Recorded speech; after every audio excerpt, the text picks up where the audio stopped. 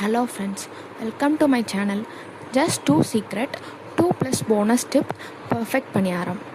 வெளியில் கிறிஸ்பியாக உள்ள சாஃப்டாக இருக்க பணியாரம் எப்படி செய்யணும்னு இன்றைக்கி பார்க்கலாம். ரெகுலராக நம்ம இட்லி மாவு ரெடி பண்ணுற மாதிரி இல்லாமல் இன்றைக்கி நம்ம புது பேட்டர் ரெடி பண்ண போகிறோம். இதுதான் அந்த ஃபஸ்ட்டு சீக்ரெட். அதுக்கு ஃபஸ்ட்டு ஒரு டம்ளர் அளவில் பச்சரிசி ஒரு டம்ளர், புழுங்கரிசி ஒரு டம்ளர்.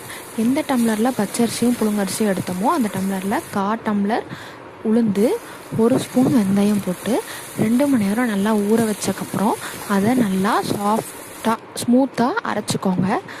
அரைச்சிட்டு கொஞ்சம் சால்ட் ஆட் பண்ணி அதை பர்ஃபெக்ட் கன்சிஸ்டன்சியாக மிக்ஸ் பண்ணிக்கோங்க. அது இந்த ஹோம்மேட் பேட்டர் தான் டேஸ்ட்டை நெக்ஸ்ட் லெவலுக்கு கொண்டு போகும். இப்போ நம்ம போனஸ் ஸ்டெப் 1 என்னென்னு பார்க்கலாம். போனஸ் ஸ்டெப் 1 வந்து அந்த பேட்டரை இட்லி மாவு கன்சிஸ்டன்சிக்கு அரைச்சிக்கோங்க.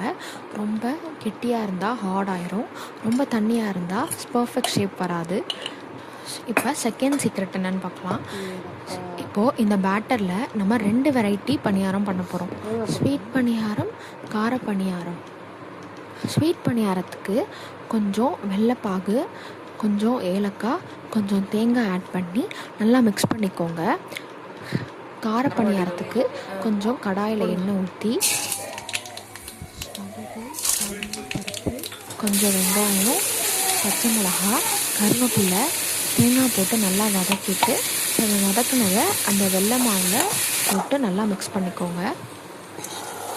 இதை 3 சிம்பிள் ஸ்டெப்ஸில் எப்படி பண்ணலான்னு பார்க்கலாம்.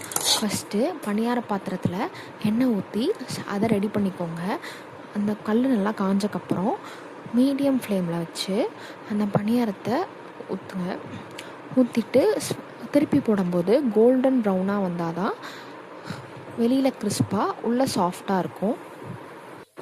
2 பக்கமும் கோல்டன் ப்ரௌனில் வந்ததுக்கப்புறம் அந்த பணியாரத்தை எடுத்து ஒரு பிளேட்டில் வச்சு சட்னி வச்சு சர்வ் பண்ணிங்கன்னா சூப்பரான டேஸ்டியான பணியாரம் ரெடி.